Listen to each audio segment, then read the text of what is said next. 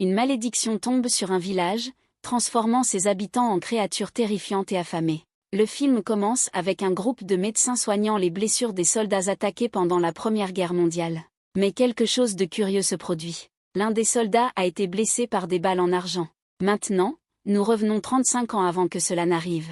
Nous faisons la connaissance de Charlotte et Edward, des frères et sœurs appartenant à une famille très puissante. D'un autre côté, un groupe de personnes se prépare pour les nuits effrayantes qui approchent. Ils commencent donc à fondre beaucoup d'argent et le moule jusqu'à former une dentition avec des crocs en argent.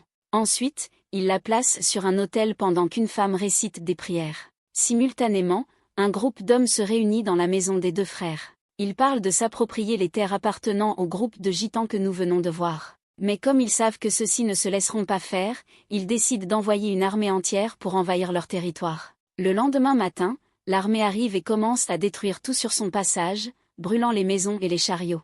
Lorsqu'il trouve la femme qui a fait le rituel, il la jette au sol et, devant ses yeux, tue son bien-aimé. Il lui met ensuite un sac sur la tête et la place au milieu des cultures. Quelle horreur! Juste avant de mourir, elle les maudit. Elle leur dit que l'obscurité viendra pour eux et pour leur lignée. Un matin, Edward sort de chez lui après avoir entendu des murmures qui le mènent jusqu'à l'épouvantail. À ce moment-là, quelque chose s'empare de lui et le pousse à creuser la terre jusqu'à trouver les dents en argent. Au même moment, la femme réapparaît et commence à s'approcher d'Edward, mais ce qu'il y a de plus terrifiant, c'est qu'elle l'évite. Il se met à crier, mais juste à ce moment-là, il se réveille et découvre que tout n'était qu'un rêve. « Assieds-toi, détends-toi et mets-toi à l'aise, car aujourd'hui je vais te raconter *** the corset ***. Nous rencontrons maintenant un pathologiste nommé John, qui enquête sur les gitans. Le lendemain, tous les enfants du village disent avoir fait des cauchemars similaires à ceux d'Edward.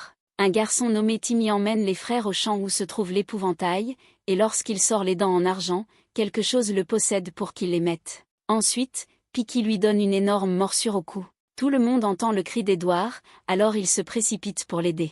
Ils appellent un docteur pour venir l'examiner, mais, comme ils ne trouvent aucun symptôme alarmant, le médecin leur recommande simplement de se reposer. Cependant, lorsque tout le monde va dormir, Charlotte se réveille très effrayée car elle a fait un cauchemar avec l'épouvantail. En allant dans la chambre d'Edward, elle le trouve entouré de branches. Seamus, le père des enfants, entend les cris de Charlotte et se précipite pour vérifier si tout va bien. En entrant dans la chambre d'Edward, elle lui dit que quelque chose l'a emporté. Tous les proches de Seamus commencent à le chercher partout, mais sans succès. Pendant ce temps, Tim entre dans l'église pour se confesser, mais quand on lui parle de la morsure, il dit qu'il ne sait pas de quoi on parle. En sortant de la chapelle, il voit Edward de l'autre côté du champ, mais soudain, quelque chose arrive à toute vitesse. Et Picky meurt. Après cet événement, tout le village l'apprend, mais comme Timmy a été retrouvé en morceaux, tous pensent qu'un animal est responsable. En revanche, John soupçonne quelque chose de bien plus terrifiant et va donc rendre visite à Seamus pour parler de ce qui s'est passé la nuit où ils se sont appropriés les terres des gitans. Seamus ne veut pas avouer ce qu'il a fait, il se contente de dire que Timmy a mordu Edward à l'épaule et que depuis, il agit de manière très étrange. John, sans rien ajouter, lui demande de couvrir toutes les fenêtres et de verrouiller la maison.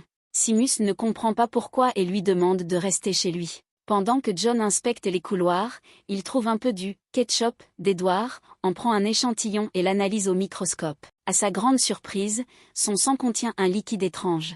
À ce moment-là, Seamus se rend compte qu'une créature rôde autour de la maison. Il alerte alors tous les villageois et réunit chez lui tous les complices de l'attaque. Ils lui disent qu'ils doivent envoyer quelqu'un enquêter sur ce qui s'est passé dans un village voisin, car là aussi il y a eu des attaques mystérieuses. Pendant ce temps, un groupe de jeunes est attaqué par la bête qui a tué Timmy. Une fille nommée Anna est la seule survivante et est ramenée rapidement chez elle. Mais lorsque John va lui rendre visite, il découvre qu'Anna a disparu. En apprenant cela, Seamus demande à tous les villageois de s'enfermer chez eux. De son côté, Anna arrive dans la forêt, où elle commence sa transformation, mais à cause de la douleur, elle tombe accidentellement dans un lac. Pendant ce temps, John raconte à la femme de Seamus qu'il vivait autrefois dans le village voisin. Il était très heureux, mais un jour sa femme et son fils ont été tués par des loups. Mais pas n'importe quels loups, des loups qui ressemblent à des humains, extrêmement cruels.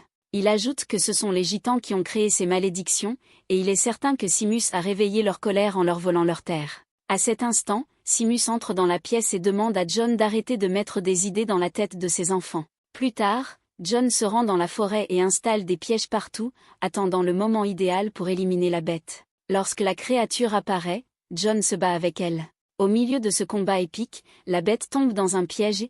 Après être devenue plus froide qu'un congélateur, John lui fait une autopsie pour découvrir ce qu'elle est réellement. Mais en pratiquant une incision, Anna sort du corps de la bête. Il se révèle qu'elle la contrôlait. Simus ne veut prendre aucun risque, alors il prend son fusil et pique il envoie directement voir Saint-Pierre. John lui demande qui était la femme enfermée sous l'épouvantail. Simus répond qu'il ne le sait pas, mais John lui demande d'arrêter de mentir et lui dit que ces terres sont maudites et que le mal ne s'arrêtera pas tant que la vengeance ne sera pas accomplie. Malgré cela, Simus s'obstine et dit qu'il chassera lui-même la bête. John parle avec la femme de Simus et apprend comment les terres ont été prises, mais elle lui remet seulement une feuille de la Bible de Timmy, en expliquant que c'est lui qui la lui a donnée avant de mourir. Pendant ce temps, Simus et ses hommes partent à la recherche de la bête, sans savoir qu'au même moment, cette créature attaque déjà quelqu'un. Et devinez quoi? Cette créature, c'est Edward. Pour une raison inconnue, il laisse partir la fille, et celle-ci retourne dans sa chambre pour soigner ses blessures, ignorant qu'elle se transformera bientôt en bête. John se rend à l'église pour chercher des indices sur la façon de mettre fin à la malédiction et trouve la dentition en argent sous un banc. En retournant chez Simus, il tente de lui parler de ce qui se passe, mais le vieil homme est tellement têtu qu'il lui demande de quitter sa maison. Sachant qu'un grand malheur approche, John se dépêche de fabriquer des balles en argent. Pendant ce temps, la femme de ménage est en train de prier, mais soudain elle se transforme en bête ou plutôt en femme loup. Elle attaque John, mais il lui tire dessus avant d'être mordu. C'est alors qu'il réalise l'ampleur de la situation et qu'il croit enfin à la malédiction. Simus, lui, décide de se suicider pour protéger sa famille. Quand John voit cela, il emmène les filles hors de la maison et leur dit qu'elles seront en sécurité à l'église. Mais en chemin, il tombe sur la bête, qui ne les attaque pas. En arrivant à l'église, les villageois barricadent les portes tandis que l'épouse de Simus se met à prier pour sauver son fils. À cet instant, elle entend la voix d'Édouard à l'extérieur de l'église, sans hésiter, ouvre les portes. Aïe! Dès qu'elle les ouvre, la bête entre en frappant tout le monde et élimine tous ceux qui se trouvent sur son chemin. John la met en joue, mais la mère d'Édouard se jette devant lui pour protéger son fils, et Picky finit par lui tirer dessus accidentellement. Cet événement fait qu'Édouard retrouve sa forme humaine, et avec la mort de sa mère la malédiction prend fin. John s'occupe alors des deux frères et promet de les emmener en lieu sûr. Nous revenons maintenant au début du film, lorsque le soldat se fait retirer les balles d'argent. Et devinez quoi? Ce soldat, c'est Édouard. Et à la fin, Charlotte va rendre visite à John et lui dit qu'elle a terminé de raconter son histoire.